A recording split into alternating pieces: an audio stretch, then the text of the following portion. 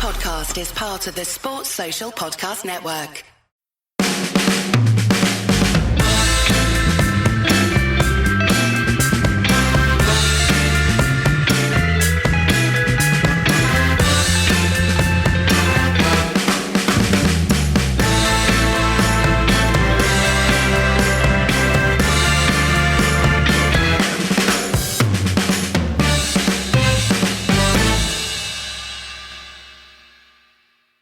So I hear you have a raging hangover after shenanigans at Wembley yesterday. You know, Ed, that I do not drink, and I haven't done for many years indeed. And so you are spreading scurrilous rumours about me. How did that guy fall through the ceiling at the Green Man exactly? All right, so the day out at Wembley was, I mean, honestly, it was one of the best football supporting days of my life.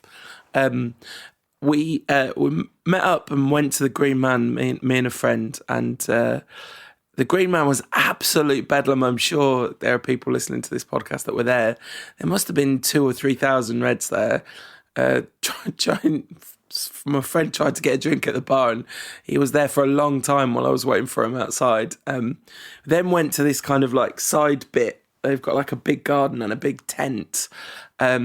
And part of the garden has got like a plastic roofed area, which I guess is for smokers in the rain, or for members of the travelling Red Army to try and climb onto the roof to lead the chanting from up on the roof. So there's a brilliant video of this that's on the Daily Mail website of all places. The man kind of totters, and it's like, you know, it's looking a bit uncertain, and then he kind of stands fully up, and everyone's like, yes! And then the plastic roof just gives out under him, and he's taken his shirt off by this point, and he falls through the roof. It's not a long fall. He was completely fine. And then the whole place just erupts into Red Army, Red Army. Very good. He hadn't given Marcellus Wallace's wife a foot massage then. United into the FA Cup final. So let's talk about Everton first, because it's the fun one, isn't it? Oh, well, Palace was actually loads of fun. Palace was very good too, but it, top of mind. So United with I thought they were outstanding for the first 45 minutes or so. Everton really came strongly back into the game in the second half, and in the end, United have the brilliance of Anthony Martial and the brilliance of David De Gea to thank for a cup final at Wembley on May the 21st. I mean, it was just an absolutely cracking game of football, wasn't it? Not something we've been able to say. It was. That often. 39 chances created in the game. United created over 20 chances from open play. I mean, it just hasn't happened in the last 2 years. No, funnily enough, the game where it came closest to happening was Palace, right? Palace was a kind of very similar pattern, except there wasn't really an opposition.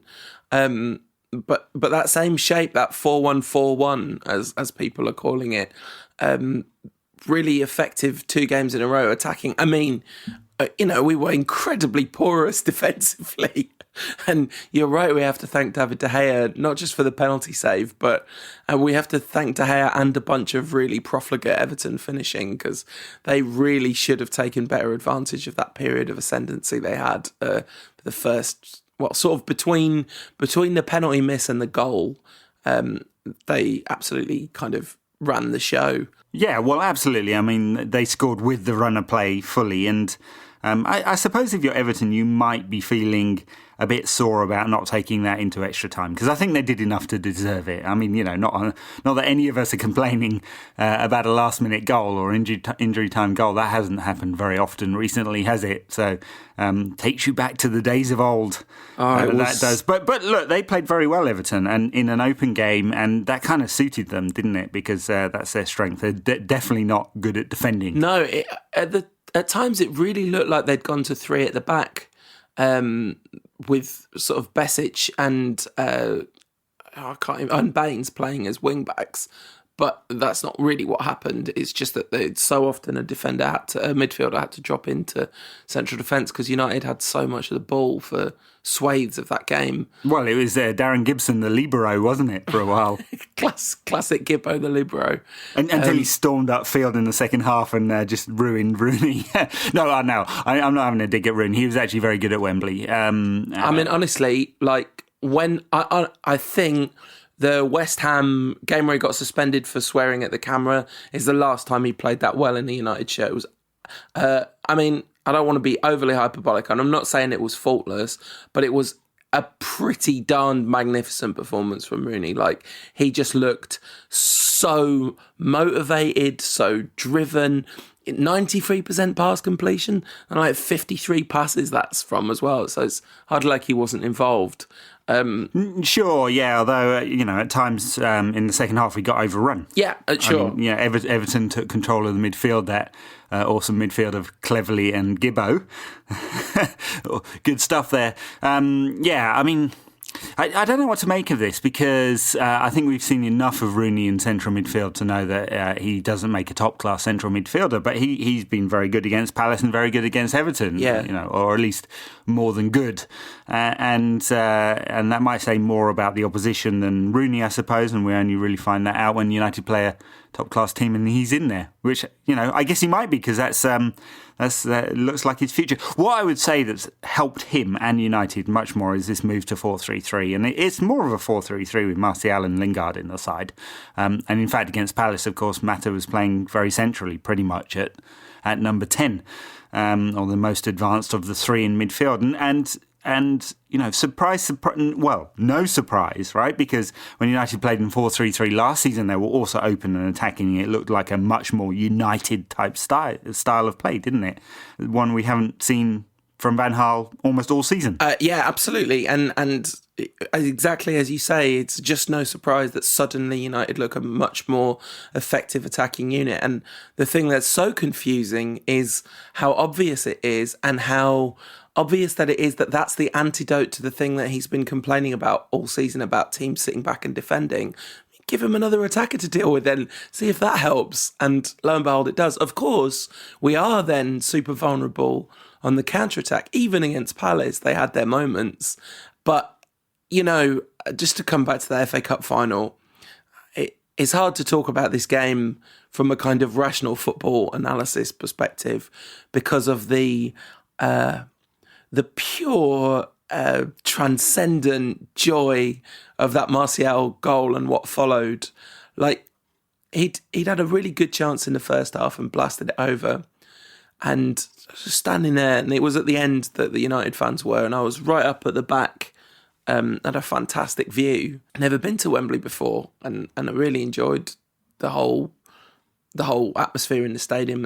It was really noisy for a lot of the game. It looked like Herrera was going to lose that ball, and then suddenly, out of nowhere, he extends his falling leg and just jabs it through to Martial. Then you're thinking for a second, he's not going to do it. Then he scores, and for a split second, I was thinking, okay, just a quick glance at the linesman, make sure he's not offside.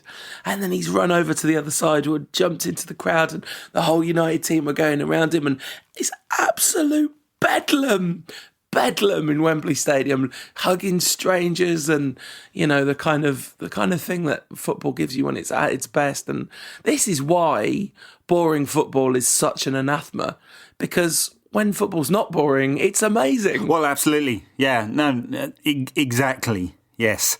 And football is supposed to be entertainment, and at its very best, it's the best form of entertainment there is. And we've had that very, very little. I mean, just to go back to the point you made at the start of the sentence, the long rambling sentence, croaky sentence. I will do that. Yeah, that it's hard to think about the game in a rational way, because of the excitement, and that's true. A last-minute winner will do that for you, but thinking about the game in a rational way, if he hadn't scored that last-minute winner and extra time just bored out into no goals and United lost on penalties or something, we'd have a very different assessment of that game, because Everton came back into it so strongly in that second half and United just went off the boil, that I think we'd have a different assessment of just how good United were. As it happens, Marcel pops up with that injury time winner, and we can feel great about it. And we can feel great about the fact that United were open and did try and score more goals than the opposition, which is kind of what football's supposed to be about. At least I thought so anyway. Absolutely. A word for Rooney's goal line clearance in the first half. Yeah, superb. Really great. Well, Rooney and Fellaini, of course, Yes! who went, stormed back. Not only did he run 70 yards to score a goal, not the cleanest strike he'll ever do, but very good movement, actually, cut away from the defender to find space. But then he also made another 70-yard run to make an absolute blockbuster of a tackle to save United at the other end. Yeah, his performance was so odd. I've naturally seen a ton of praise for it, but he did also, hate to nitpick after a game like that, but did also really slow down so many of United's attacks. Well, of course. It's just one where he's got the ball right on the edge of the area and he's got little tiny fast players buzzing all around him, just sort of looks around like he's looking over their heads or something and doesn't see them and stops and knocks it back to Carrick. Yeah. Well, look, Fellaini is the worst player in the United squad in possession. And I not just the ability, 90-odd% success rate with passes against Everton, but actual effective use of possession. I include Chris Smalling in this, There is one use for Marouane Fellaini and one use only, and that's to cause trouble in the box. In a 4-3-3, he had more freedom to make those forward runs. He still doesn't break ahead of the ball, but he had more freedom to get forward, and that's why he scored. For me, it makes no difference. He shouldn't be anywhere near a United team, and I think United would have been even more effective with a better midfielder in there, Herrera or Mata. Pick which one you want. But for whatever reason, Van Gaal likes him in there, and I guess he's going to start the cup final now because of everything that Van Gaal likes, So there you go. I feel like it's totally fair to be critical of aspects of his performances, but then also we do have to exactly acknowledge what you said, which is he made a really intelligent run for his goal, which was so important for United to get their noses in front. Because how many times this season have we seen good passages of play where they don't make the breakthrough and then the other team comes back into it? And we saw how much Everton stormed back into it. And then that challenge was totally crucial. Talking of crucial challenges, Timothy Fosu-Mensah, I had to write a winners and losers thing for Bleacher Report afterwards, and I was a bit sad to do it, but I put Fosu-Mensah down as one of the losers from the game, not really even necessarily because of that challenge, because I think, United had handled the counter-attack that led to that penalty absolutely abysmally, and many people should have stopped the ball ever getting into that position. But he looked really nervy from the off. He misplaced a couple of passes early on, and he just looked really shaky. I thought it after his kind of a really superb start. It's the first time I've seen him look his age in a United shirt. So I sort of agree with you in that it wasn't his best performance. His first big game at Wembley and all of that probably did contribute to significant nerves. You'd kind of expect it, wouldn't you? That said, he did take the ball very cleanly. Just a little bit of a follow through with the left leg. Yeah. But, I'm sure if you did a poll of referees, most of them go, oh, well, that's a penalty because he's followed through on the man. If you took a poll of pros, I'm going to guess that about 99.9 out of 100 would say that's a good tackle. Yeah, but the referee, only one of those polls has any validity, right? No, but the point I'm making is, it was a very good tackle. 5 to 10 years ago. Yes, right. Yeah. But I have to take issue with subbing him because he wasn't actually yellow carded for that tackle, was he? So it's not as if we're worrying about him getting sent off or anything like that. He's actually pretty mature in his performances, even if he wasn't. I'm totally wrong about that. And it just looks like Van Gaal being reactionary, which of course is what he is as a coach. Well, I thought actually he should have taken him off at half time. That was my assessment of his first half performance. I just thought he looked really uncertain. He looked better in the opposition half. He looked fine, but when he had the ball or had any defending to do, I thought he looked really overawed. So I was kind of with Van Gaal on that one, I have to say. Yeah, well, there you go. You and Van Gaal destroying youngsters' confidence one game at a time. I really hope this isn't... I cannot imagine this is Van Gaal giving up on Fosu-Mensah, though, by the way, because he's been far too good so far. Yeah, remember a player called Guillermo Varela? No. Remember a player called Rafael da Silva? Uh-huh. So, I mean, the one thing you can say about Van Gaal is he appears to hold a grudge. But the thing is, like, Varela just feels like the kind of fullback Van Gaal inherently doesn't trust, tricky attacking fullbacks, whereas Fosu Mensah's like, big, solid defensive force who's got the who's got some utility in the final third in his locker as well. Doesn't feel like the kind of player Van Gaal's going to give up on in that way. It's not South American. Yeah. So anyway, look, that was United at Wembley against Everton. Palace a few days before. Oh no, we can't stop yet, Ed. I've got more stories. I've got more #tales to tell of that game. I think we should talk a little bit more about Martial's overall performance as well as his goal. He provided the assist for Fellaini's goal, and he was just electric all the way through. It really reminded me of his performance against Seamus Coleman at Goodison Park. Right, Seamus Coleman was probably very glad he was injured and not fit for this one. Yeah, absolutely. Just kept beating players, and so much of the interplay was between Lingard, one of Rooney and Fellaini, Rashford and Martial. And there was just a lot of times when there was just a little through ball into the box and either Rashford or Martial on the end of it. Rashford pulling out all the tricks, couldn't quite get a goal, but another really good assured performance from him.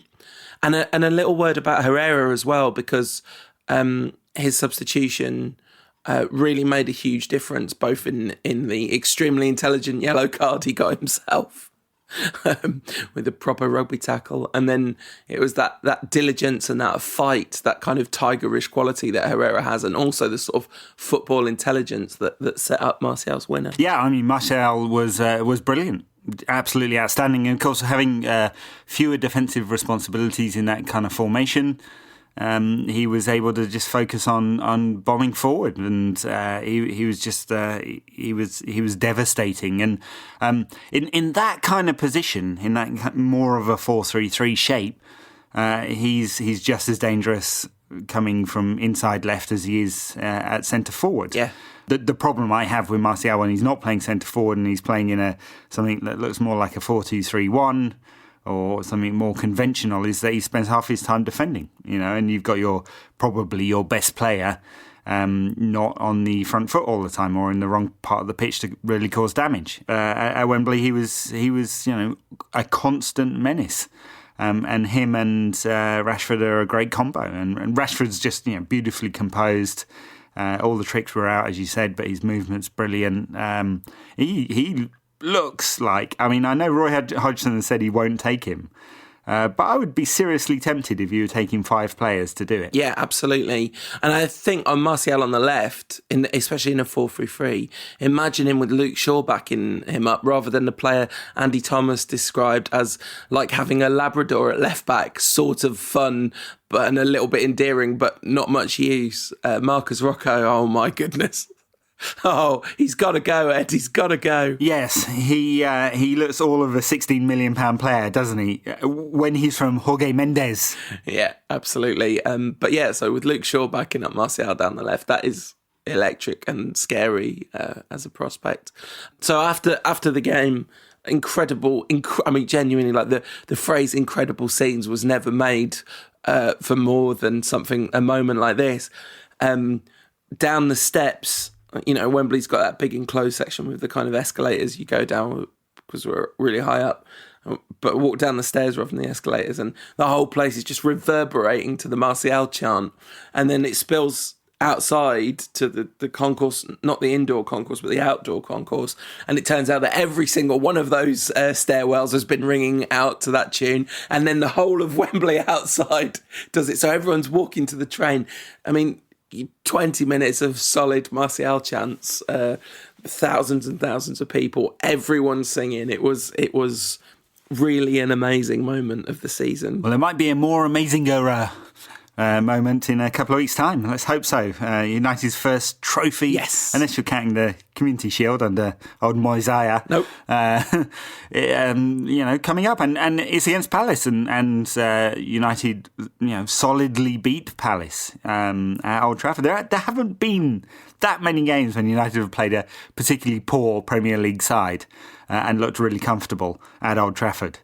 Which is kind of weird, isn't it? Yeah. But very, very comfortable win. Rooney in central midfield again, pretty effective. Not as good as he was against Everton, I thought. Mata very good in a sort of advanced central midfield role, and this 4-3-3, 4-1-4-1 formation again suits United, doesn't it? It really does. Also, what suits United is not just a not very good Premier League team, but a Premier League team that could not want to be there less, like safe from relegation and absolutely nothing to play for in the league with an FA Cup semi-final coming up. Just apart from Speroni, not one of those players seemed to be in the least bit bothered.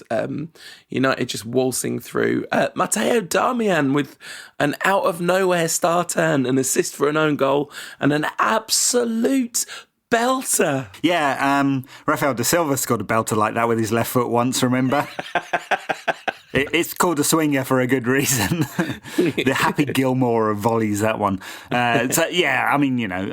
Darmian will score highly on all those algorithmic rating things. Yeah, he wasn't that good really, but he gets an assist and a goal, which nosebleed territory for him, I suppose. But overall, United very, very effective. I thought Martial good again, not as good as he was at Wembley. Rooney and Mata, an effective attacking unit. Schneiderlin shielding very well. The back four looked pretty solid. I wouldn't say Crystal Palace created a lot. They created a few chances. I mean, they played with a little bit of freedom now and again when they could be bothered. I think they will surely care more at Wembley in a couple of weeks' time. Surely. Oh, yeah, absolutely. And it's 1990 all over again, right? Yeah, well, you see, what we need to do, because, history matters, is drop David De Gea and put Romero in goal. What we really should do, though, is play Cameron Borthwick-Jackson, because you want a youth product left-back to pop up and score the winner. That's obviously key. Very true. Where is Neil Webb when you need him? Neil Webb didn't score the winner in the replay. No, but he put in the brilliant crossfield ball for Lee Martin to drive that one home. We'll talk about that more, no doubt, when we do a preview. That game brings back a lot of memories. So the Palace game, it was like a sort of dress rehearsal. The one thing I was really surprised about the team selection, I wasn't particularly surprised to see Fellaini in there. The one thing I was surprised about was Carrick starting ahead of Schneiderlin. What do you think of that decision, and do you think it was validated by events? He didn't start again ahead of Schneiderlin. In the FA Cup semi-final. Oh, yeah. Yeah. Well, I mean, yes, odd. I mean, because Schneiderlin's been pretty effective in that position. And he made a few changes for the Everton game, didn't he? Brought Fellaini back in, dropped Mata, Carrick for Schneiderlin, changed around the fullbacks a little bit, so I guess he wanted a bit of midfield control in there with Carrick if he's going to play Fellaini, because you don't get any. Schneiderlin's an odd one, right? Because it appears that Van Gaal doesn't fully trust him. Whereas his performances are they're a 6.5 to 7 out of 10 pretty much every week. He's pretty consistent now, isn't he? He's not going to win World Player of the Year anytime soon. And he might not be of the standard United need to win the title, but he's a very effective screen. Yeah, absolutely. I wonder what's going to happen to Carrick. They still haven't extended his contract, and it's really running out. He's really running out of time now, isn't he? It doesn't look like they will, or maybe they're waiting until the new coach is confirmed on May 22nd. There's a fascinating discussion to be had about whether or not the FA Cup makes any meaningful difference. None. It's not a fascinating discussion. Van Gaal needs to go. And it doesn't really matter whether United make fourth and win the FA Cup or finish fifth and don't win the FA Cup. Does that change anything we've seen over the last 2 years? Not one jot. The position I've essentially come to is that if Van Gaal was 45 and we were talking about whether to keep him for another 5 years or not, I would be much, much more inclined to say that the progression in the latter part of this season has shown that the collective is beginning to somewhat adapt to Van Gaal's football, and that maybe he will take a kind of more bold approach, as it shows time and time again that's better off. But what I don't think there's any point in doing is giving him one lame duck season at 68 years old or whatever, is 65, 66, something like that. I don't know why we're even debating this, sure, but even if he was 45, 45 having spent a couple £100 million to finish 17 points behind Leicester. Yeah, but I think then all you're doing is, then everything is short term, right? If you're only focused on what's happening right now rather than looking at what patterns are developing, I think if you were looking at a kind of 5-year long pattern, you might say that there are enough signs of progression. There's enough signs of kind of a level of tactical organisation and awareness that's been completely missing for large swathes of this season, and especially last, which is now kind of looking somewhat automatic among the team.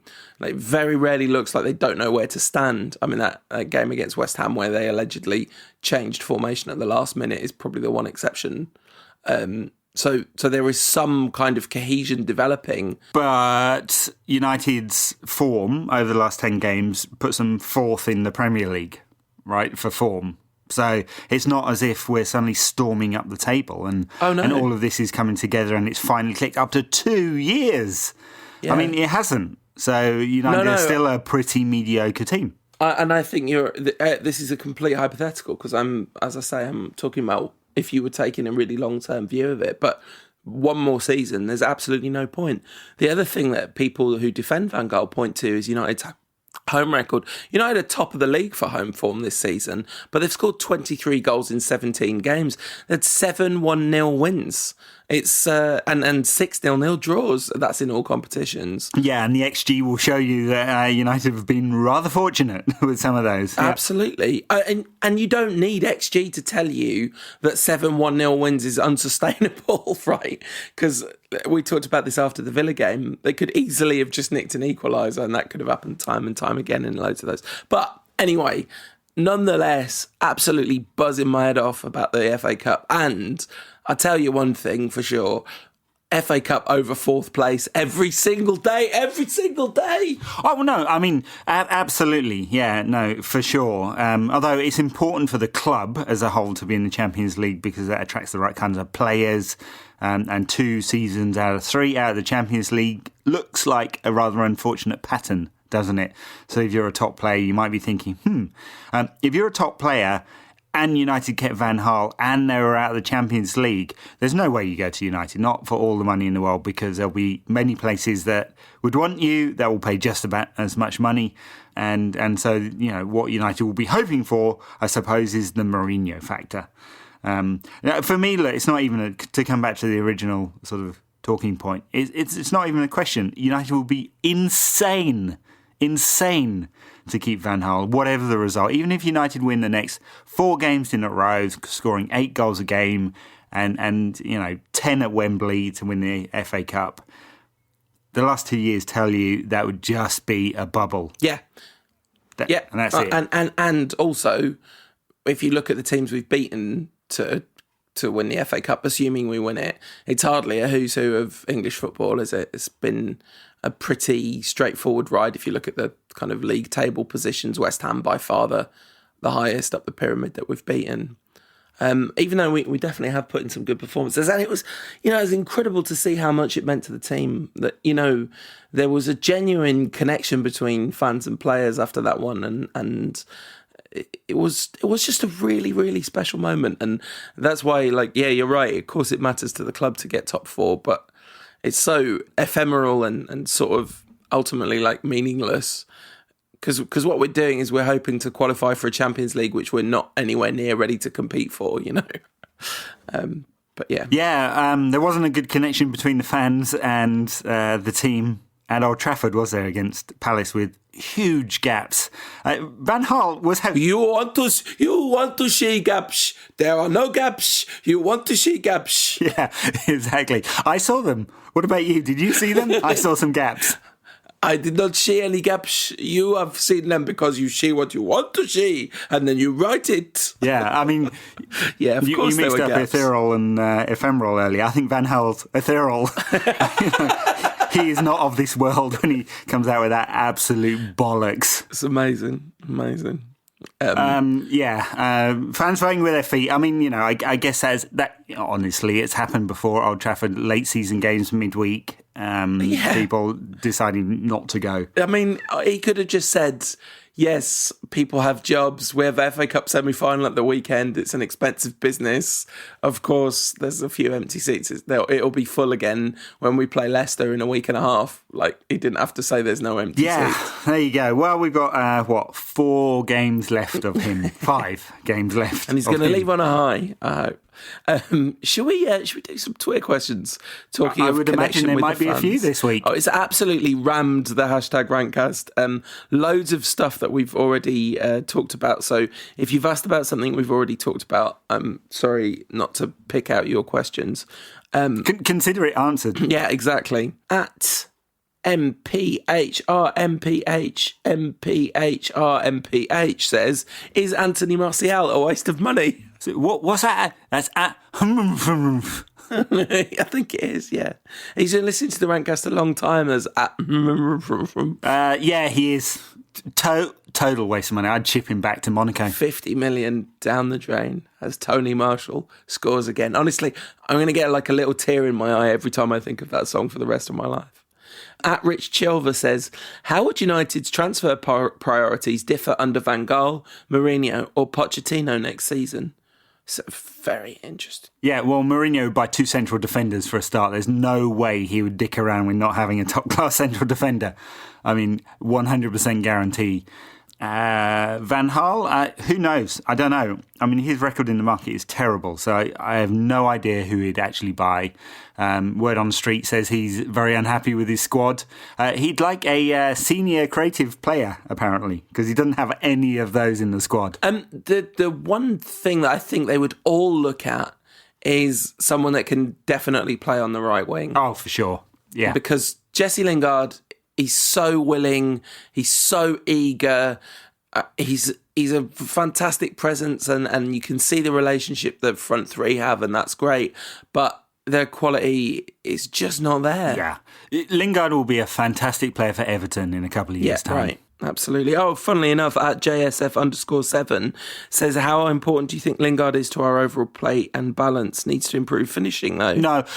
So he won't because he just doesn't have that kind of quality. Yeah. But he's very, very good defensively and structurally, and that's why he's in the team. I think it's not so much Lingard as just somebody that can stretch the play. Who on the right is having someone there that has kind of speed of thought and speed of movement is really great. But it's not just his finishing that he needs to improve, although that's a big factor.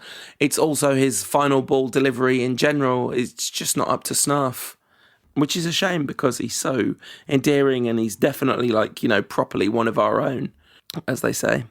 At Alexis _, says, is this the happiest Rantcast of the season? It's definitely the happiest I've been about football all season, no doubt about that. For sure. I mean, two wins, 2 very good performances, and United in the cup final. Yeah. Not been a lot of good stuff to talk about this season. No, I am still. We're now a good bit, a little like 26 hours or something after the final whistle. I am still buzzing from that Martial goal. At A Place to Hide says, what would you give me for 5 unwanted Wayne Rooney Euro Panini stickers? I'm afraid that I don't have a series of swaps to offer you. I'll swap you a Shane Long.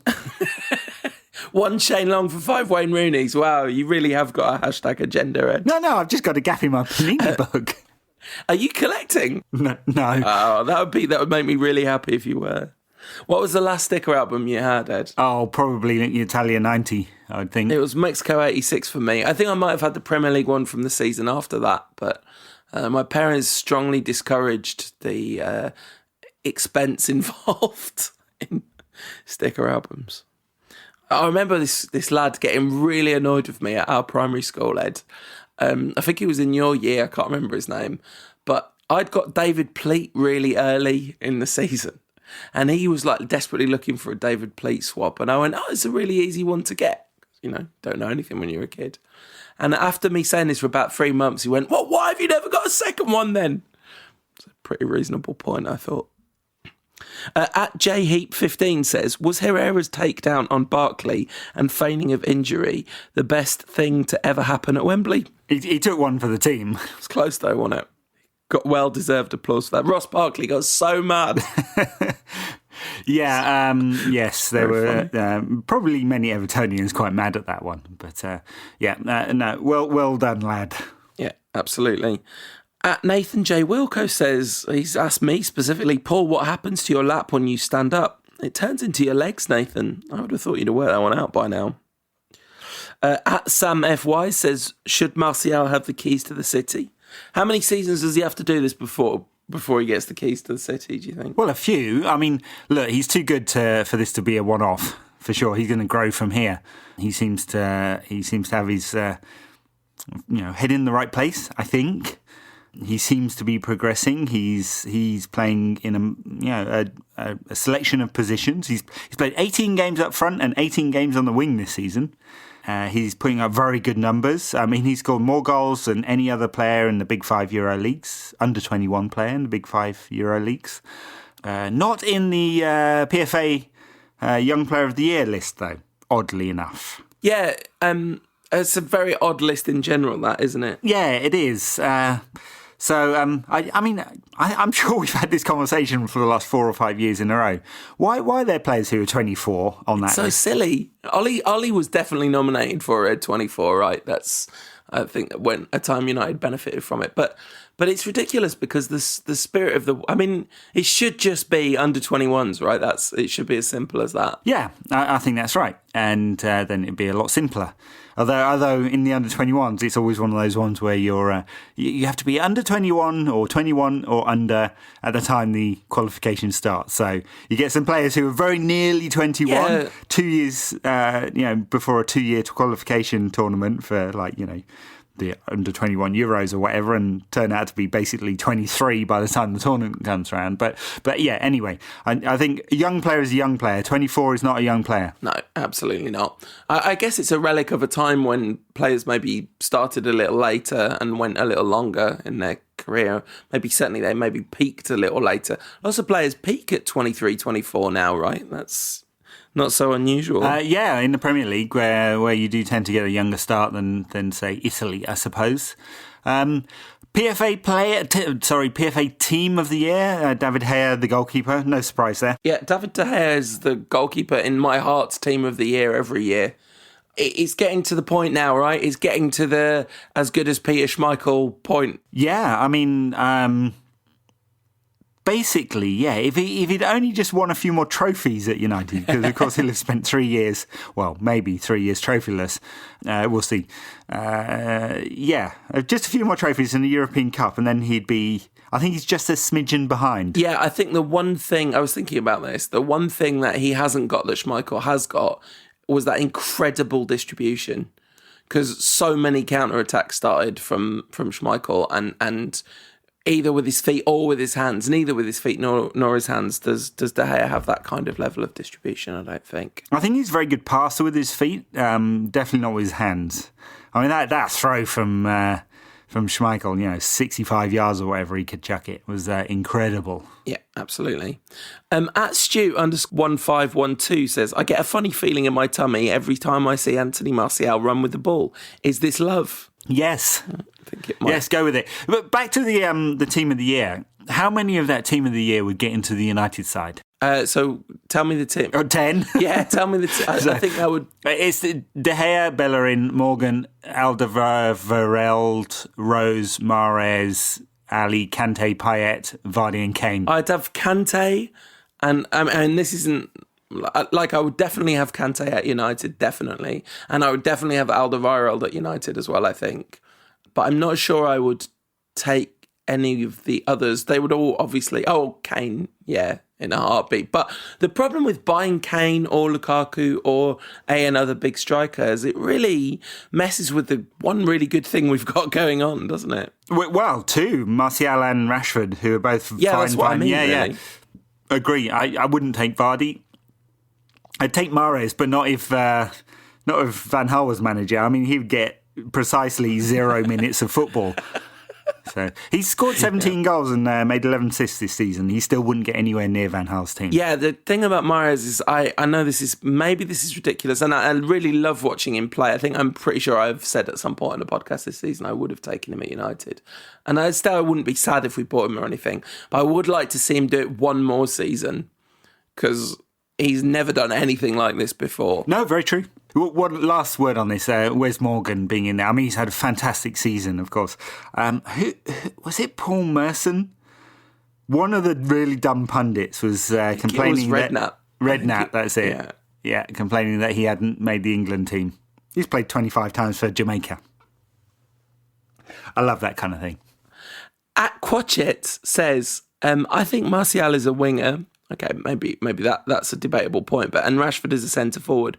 So where does this leave Memphis, number 10? Memphis, I think this leaves him at a different football club. I'm not saying that's what I want to happen, but it's going to take quite some turnaround from here to get him in the side. So if you're going to play 4-3-3, Rashford, Memphis, and Martial looks like a very good front three to me. You play Rashford on the right? Martial in the middle? Play him anywhere, couldn't you? Memphis has so much more innate talent than Jesse Lingard. And this is not having to go at Lingard or anything like that. It's just, just naturally much more talented. He's had a very, very hard first season. He's 21. I would bet on that talent and a new coach being able to bring that out more than dumping him. Yeah, look. So there's a story in the Mirror this weekend. If you sell Memphis this summer, they're going to get half what they paid for him. They paid nearly 30 million, so they're going to get 15 million for him. Are they going to get less if they take another year to see whether he becomes good or not? Yeah, it's a good question. It is a good question. And talking of questions, we've got so many, and I'm sorry we can't get to more of them, but we'd just be here all night if we kept going through them. But we really appreciate them. And we might do like a question special or something at the end of the season. I feel like that seems like a good idea, right? So we've got a game. And talking of Mahrez, talking of Vardy, it's against the champions-elect, you called them, Ed. Their win today, it's not anyway mathematically guaranteed, but it's a heck of a slog here from Spurs to get back into it, isn't it? 8 points with 3 games to go. I mean, Tottenham got 4 to go, including their Monday night game. So I suppose they can lose their Monday night game and still win the title. But it would take a point from Leicester at Old Trafford to win the title. So, I guess there's not going to be a guard of honour at Old Trafford. Which I'm kind of relieved about, to be honest. Leicester were fantastic against Swansea. If anyone thought they were going to blow up because Vardy wasn't in the team, or they were going to tighten up because the pressure's really on, forget it. I mean, whatever Ranieri has done, he has instilled some real belief in that team. Mahrez was brilliant again. So was Okazaki. So was Ojoa. I mean, going forward, they're an absolute delight to watch. It's we've joked about their doping, both financial and allegedly substance abuse, but they're a great team to watch. And we also talked about Spurs being the best team in the Premier League a little while ago. On the evidence of today's game against Swansea, that's not necessarily true, but Leicester are going to fully deserve this title. Amazing stuff, but they will. Yeah, it's really, really incredible. And you say whatever Ranieri's doing, and that press conference that he gave, the dilly ding, dilly dong, we're in the Champions League, dilly ding, dilly dong. And that I thought that was an absolutely masterful press conference, because he has looked tense on the touchline recently. He has looked kind of like the pressure was kind of getting to him, and it felt a little bit like that was transmitting itself to the team. But I think that last minute equaliser from the penalty against West Ham, I think he took that and ran with it brilliantly.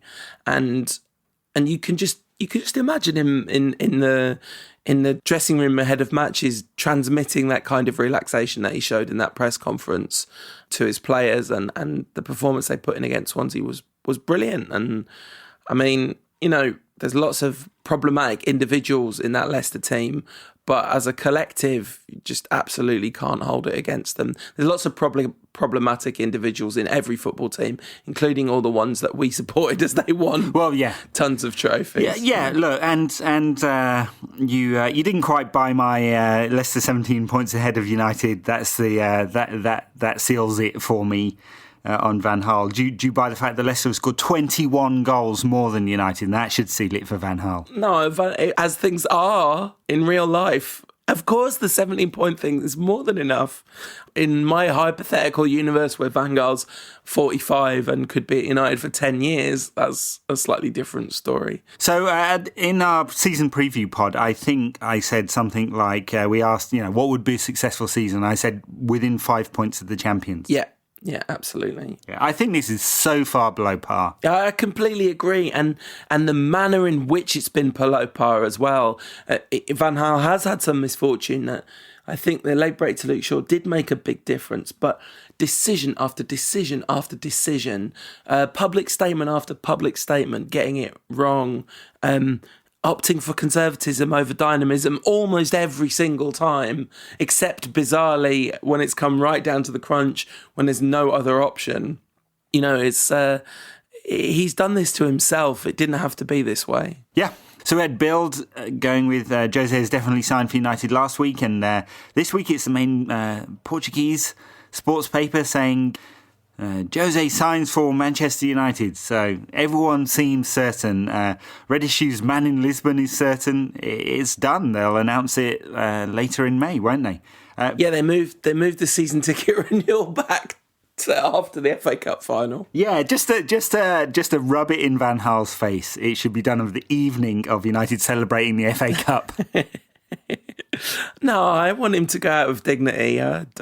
I think he deserves that. He's had one heck of a career. Last week on the podcast, we talked about how papers all around Europe have gone with Jose to United, but few English papers have. The next day, the English papers were absolutely full of Jose to United done stories. Ryancast bears a lot of influence on Gesta Fute, apparently. They're like, oh, quick, better up the local spin machine. Perhaps we could sign with them and... That would definitely give us better access to Manchester United. Yeah, well, actually, it came out this week because there's some level of transparency about agents' fees. And I have to say there are many reasons why this is not accurate.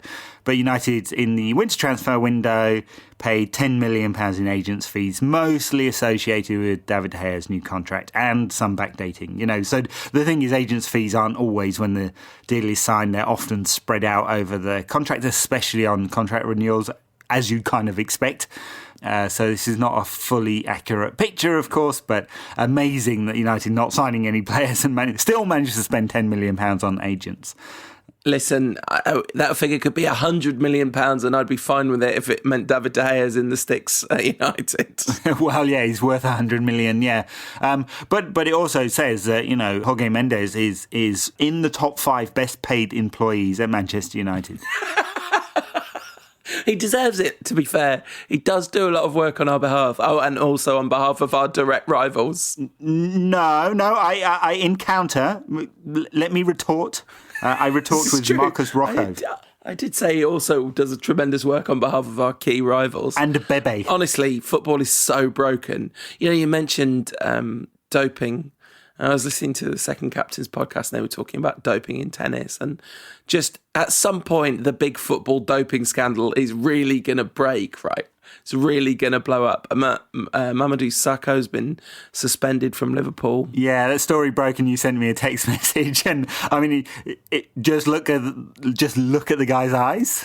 Tell me he's not been doping. Yeah, I mean, listen, this isn't a genuinely sincere allegation or anything. It's just after the Dortmund game when those celebrations were happening, and you thought, well, fair enough, these are absolutely wild scenes, but he did have a particularly wild-eyed quality to him. But anyway, listen, that probably doesn't... the word seems to be some kind of weight loss thing rather than real loopy juice, but still. But it does, I mean, okay, I'm not a medical expert, but there's a certain stimulant quality to a lot of weight loss related stuff, right? That's part of how it works. I wouldn't know what you're talking about, Paul, but but, for a man who's been larging it all weekend, I guess you're experienced in these things. Listen, I know my voice sounds like I had the wildest night of my life, but all that happened was I just sang a Tony Marshall song too often. That's my one crime against Tony Marshall. Tony Wilson has had an influence on you, mate. It's all a very long time ago now, Ed. I'm a long changed man. Very good. But I still know how to have a good time, and absolutely losing your mind as Tony Marshall scores again is definitely a way to have a really good time. Hopefully you, the lovely listeners, have had a good time listening to the Rantcast. Before we finish, as is our tradition, we have to predict the score of a game that's pretty hard to predict. It actually means something to United, this game, doesn't it? Because really does. Arsenal dropped points again, although... And City did as well. Doing the maths, it still doesn't look particularly good, particularly since they play each other. Well, true. United win the game in hand. That leaves United theoretically on 62 points versus 64 and 64, so there's only one win in it. They play each other, one of them win. Yeah, that's the key, right? But one of them needs to win, and then United are very much on for fourth. Isn't this just going to be West Germany against Austria in whatever World Cup it was? 82, maybe? If they're sensible, it should be. Yeah. Yes. Yes. It doesn't look great, but it does mean something for United, and champions-elect, pretty effectively champions coming to Old Trafford, having just thumped their rivals. They'll be in super confident mood. Vardy may or may not be back in the team. He would certainly cause United trouble, and as he has already over the last couple of seasons. Should be a very good game. I mean, it's so set up for Leicester, this. United hogging the ball, waiting until their opposition is out of shape, playing very direct up to the front guys with, lots of movement and lots of pace up front. Leicester are set up perfectly to beat United. And not that I'm saying they will, but they are set up very well to do it. At the King Power in December, Van Gaal, or whenever it was, Van Gaal switched it up and played three at the back to cope with Vardy. And it sort of worked for most of the game, except for the bit where Vardy scored. Yeah, except for the bit where it didn't work. Yeah, exactly. But I really, and that was just a classic Van Gaal trying to be too clever, because it really negatively affected United's build-up play in possession. I really hope he sticks with the formation that's currently working for United and tries to go toe-to-toe with Leicester, because I definitely think that is United's best, that plays to United's strengths much more than really trying to control the game and right. So I'll give you a couple of scenarios. United go toe-to-toe with Leicester and lose 4-3 or 3-4 to Leicester, versus he plays a 3-5-2 and we eke a 1-0 win from an own goal. What do you think most of the United fans would prefer at this stage? I mean, not like anyone's wishing a defeat, but we'd like to see some entertainment, right? Yeah, absolutely.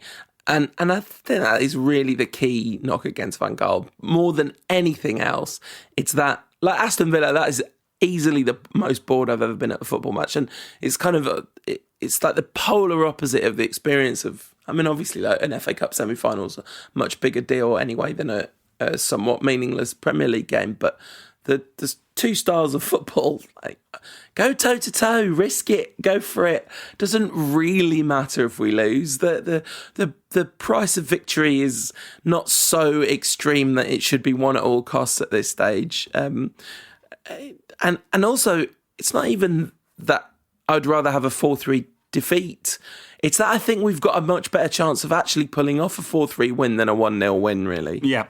So at the weekend, Arsenal play Norwich and City play Southampton, and this will dictate things a little bit, I suppose. But it'll have a big impact on the whether United actually have any chance here. Because if they both win, then it's probably done and dusted, isn't it?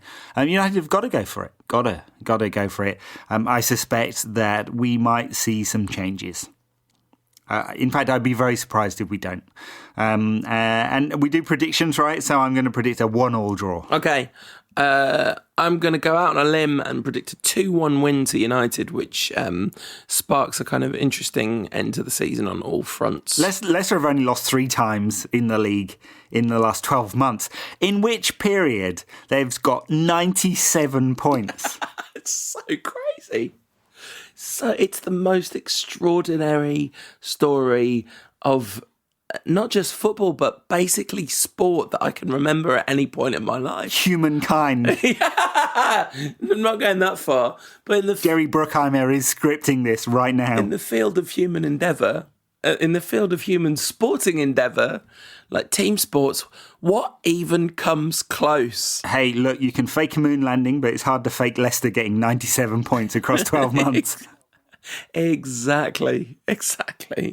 All right, so my prediction of a win is maybe a little optimistic, but I do think I've thought for a long time we might win this game, and I keep coming back to the idea that I think that's just because even though they've got 97 points in 15 games or whatever it is, when I see the word Leicester, my brain just goes, oh yeah, that's not a very good team. It's like Man United against Leicester at Old Trafford. I would definitely win that. No, it's slow to process the new information. Oh, you mean the champions-elect, Leicester? Yeah. All right, well, very good. In the meantime, you can get Croaky Paul, when he's recovered from his mega hangover after a mega bender, at UTD Rankcast. It's not a hangover, there was no bender. We all believe you. umaxit.com and Bleacher Report. And you can get me at United Rant on Twitter and Facebook, Pinterest, Instagram, and something else, I suppose. Google Plus. Google Plus, yes. Me hanging out with Google employees. Nice. All right, we will catch you at a similar time next week. Take it easy. This podcast is part of the Sports Social Podcast Network.